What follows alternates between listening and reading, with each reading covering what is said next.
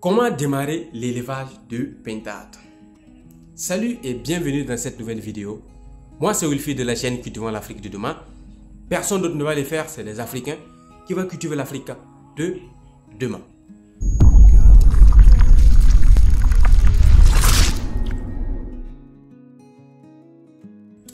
Dans cette vidéo, on va parler du démarrage de pintades. Élever des pentados, c'est comme élever un serpent. Je m'amuse. Mais c'est compliqué, extrêmement compliqué. Et si toi aussi tu veux te lancer dans l'élevage de pintades, regarde cette vidéo jusqu'à la fin pour comprendre les paramètres. Qu'est-ce que tu dois éviter? Qu'est-ce que tu dois mettre en place pour pouvoir réussir l'élevage de pintades? Et je te promets que ça ne va pas être facile. Ça ne va pas être facile. Là, je te préviens avant qu'on commence la vidéo. Et c'est rentable aussi. Oui, oui. Je sais, je voulais éviter, je voulais sauter non. Oui, c'est rentable aussi. Oui. Donc, on va aller directement au vif du sujet. Comment démarrer les pentados? Pour démarrer les pentados, dès que tu reçois les pentados, la première des choses que tu dois faire, c'est de leur donner le maïs concassé mélangé avec le sésame. Tu leur donnes ça pendant 3 semaines. 3 semaines à 4 semaines. Mais bien avant de donner le maïs concassé avec le sésame, tu dois mélanger avec du potasse. Oui, tu dois mélanger avec du potasse. Tu leur donnes ça durant ces 3 semaines-là ou ces 4 semaines-là. Après ces 4 semaines ou 3 semaines, tu peux mixer avec l'aliment importé. Attention, ça ne veut pas dire que tu dois laisser le potasse. Tu dois continuer avec le potasse aussi, jusqu'à ce qu'ils atteignent 1 mois et demi ou 2 mois. À ce moment, tu peux arrêter de leur donner du potasse. Deuxième paramètre à respecter, c'est la température. Les pentados n'aiment pas la chaleur. Les pentados aussi n'aiment pas quand il fait frais. Vous voyez comment c'est compliqué.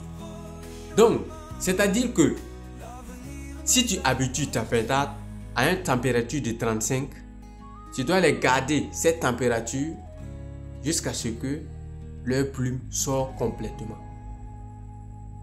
Parce que si tu dépasses cette température de 35, tu pars jusqu'à 40, les pentados vont mourir.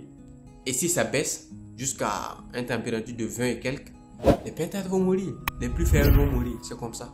Raison pour laquelle je dis que c'est compliqué. Et la maladie qui aime frapper les pentados, c'est la coccidiose. La coccidiose tue beaucoup de pentados lors du démarrage. Lors du démarrage, tu dois absolument avoir un médicament pour traiter la coccidiose. Tu dois absolument le marquer. Parce que la coccidiose peut rentrer sans que toi-même tu ne saches que la coccidiose est déjà là. Raison pour laquelle tu dois vérifier à chaque fois. Est-ce que les pentados mangent? Leur fiente est comment? Tu dois vérifier tout ça. Moi qui te parle, je suis un éleveur. J'ai eu à élever des pentados. Et j'ai eu aussi à perdre énormément avec les pentados. Je me rappelle quand je me lançais en 2023 avec les pentados, j'ai pris 50 pentados. Les 50 pentados, quand on sortait du saison pluvieuse, il ne me restait que 5 pentados. Je vous jure, il ne me restait que 5 pentados. C'est après que je me suis rendu compte que l'erreur que j'ai fait, c'était je n'ai pas respecté la température. C'était l'erreur que j'ai faite. Je n'ai pas respecté la température et je faisais sortir les pentados traites le matin. Et quand ils reviennent, ils sont tous mouillés. Et voilà, les pentados commencent à mourir. Je ne comprenais absolument rien de ce qui se passe. C'est après que je me suis rendu compte que c'était l'erreur que j'ai faite. Donc, toi aussi, tu dois éviter cette erreur-là. Tu dois absolument vérifier à chaque fois que les pentados mangent bien. Leur fiente, c'est comment? Normalement, toi, Tu dois reconnaître si un pentade est malade ou une... Peu importe. Tu dois absolument reconnaître les signes, voilà, qui montrent que voilà, ton sujet est atteint de la coccidiote. Et si aussi tu connais des racines, des plantes naturelles que tu peux utiliser dans ton élevage de pentade, n'hésite surtout pas. Je te conseille, n'hésite pas. Faut leur donner. Parce que les plantes naturelles, ça prend avec les pentados. C'est-à-dire ça leur donne de la force. Les pentados, n'oubliez pas que les pentades ont un instinct sauvage. C'est des sujets qui aiment la nature. Voilà, raison pour laquelle trouver leurs œufs, c'est pas du tout facile. C'est des sujets qui sont en harmonie avec la nature.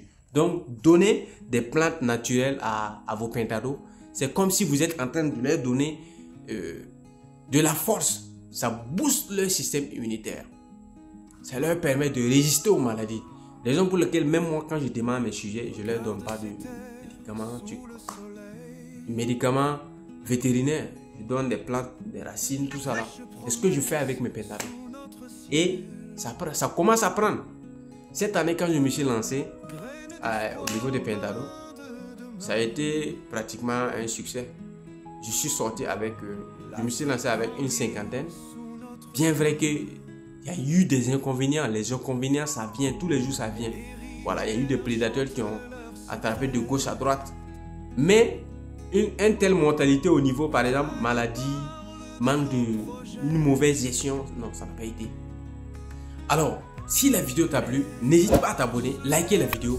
Surtout, partage la vidéo. Ça va aider énormément de personnes à se lancer dans l'élevage de pentades sans faire des erreurs. Bien sûr que ce n'est pas tout qu'on peut dire dans une vidéo.